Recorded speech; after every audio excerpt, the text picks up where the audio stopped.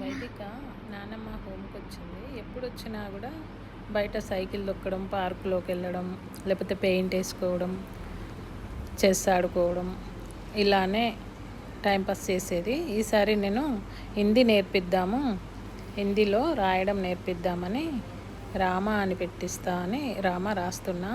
కానీ వైదికకి ఆల్రెడీ హిందీ ఆలొచ్చు, ఎందుకంటే వైదిక ఫస్ట్ క్లాసు అని నేను ఇలా రామ రాయమని రామ పెట్టి ఇచ్చాను. పిల్లలకి చిన్నప్పటి నుండే మనం మంచి నేర్పించాలి. మంచి అంటే ఏంటి?